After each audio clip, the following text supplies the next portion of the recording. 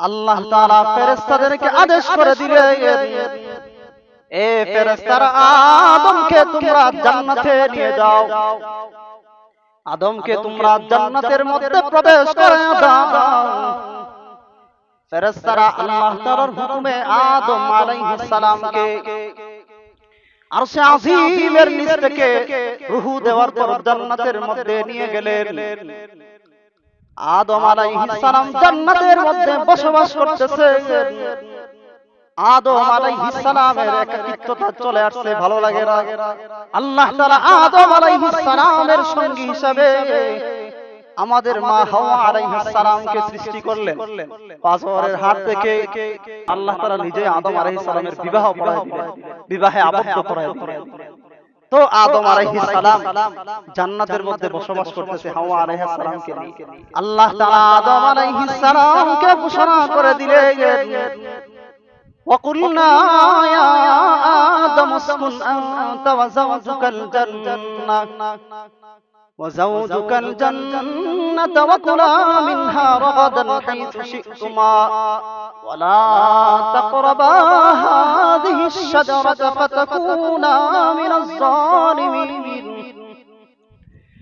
আদম আলাইহিস সালাম এবং হাওয়া আলাইহিস সালামকে আল্লাহ তাআলা ঘোষণা করে দিলেন, নির্দেশ করে দিলেন, এ পয়গম্বর আদম, এ হাওয়া আলাইহিস সালাম, ওয়াকুলনা ইয়া আদম উসকুন আনতা ওয়া যাওজুকাল জান্নাহ, তোমরা জান্নাতের মধ্যে বিচরণ করো, জান্নাতের মধ্যে তোমরা যেখানে মন চায় সেখানেই যাও, কোনো সমস্যা নাই। জান্নাতের যে নিয়ামতগুলি আছে তোমরা উপভোগ করতে থাকো। وَكُلَا مِنْهَا رَغَدًا حَيْثُ شِئْتُمَا وَلَا تَقْرَبَا هَٰذِهِ الشَّجَرَةَ, সব জায়গাতে যাও কিন্তু কোনো সমস্যা নাই। ওই যে গাছটা দেখা যায়, ওয়ালা তাকরাবা হাদিহি শাজার, এই গাছের দ্বারও যাইবা না, এটা ফল খাইবা। আল্লাহ তাআলা কি করছেন? নিষেধ দিবেন আদম আলাইহিস সালামকে এবং হাওয়া আলাইহিস সালাম যে জান্নাতে সব ভোগ করো কিন্তু এই গাছের ফল খাইও না, এটার ধারেও যাইও না। তো আদম আলাইহিস সালাম থাকতেছেন, থাকতে থাকতে শয়তান বরচনা দিতেছে আদম আলাইহিস সালাম এই গাছের কাছে যাইতি দেড় আল্লাহ নিষেধ, আমরা এটা মধ্যে বেশি কইরাছি। তো আদম নবীরে যখন নিষেধ দিছে, হাওয়া আলাইহিস সালামকে নিষেধ দিছে, এর মনে তো মানতে না, এটার মধ্যে জানি কি আল্লাহ তাআলা নিষেধ দিয়ে দিছে এই গাছের দ্বারাও যাইতাম না, কাছেও যাইতাম না। তখন শয়তান তাদের অন্তরে প্ররোচনা দিছে, কুমন্ত্রণা দিছে, এই গাছের ফল খাও, খাইলে অনন্ত কালের জন্য জান্নাতে বসবাস করবে, আর জান্নাত থেকে বাইরে যেতে হবে, এটা খাইলে একবারে থেকে যাবে। বুঝছেন না বিষয়টা? শয়তানে প্ররোচনা দিছে এইটার ফলটা খাইলে আর জান্নাত থেকে বাইরে যেতে না, আল্লাহ আর বাইরে করতে না, ওর চিরস্থায়ী থাকবে। তখন আদম আলাইহিস সালাম হাওয়া আলাইহিস সালাম মিলে এরা গিয়া ওই গাছের ফল খাইছে, খাওয়ার পরে জালেম হয়ে গেছে, জুলুম করতে নিজেদের নফসের উপরে। তো আল্লাহ তাআলা বলেছেন, ওয়ালা তাকরাবা হাদিহি শাজার ফাতাকুনা মিনাজ জালিমিন, তোমরা যদি এটা খাও এই গাছের দ্বারা তাহলে তোমরা জুলুমকারী হয়ে যাবে, অপরাধী হয়ে যাবে। তখন খায় যারা অপরাধ করছে, আল্লাহ তাআলা জান্নাত থেকে বাইরে করে দুনিয়া পাঠাইছে।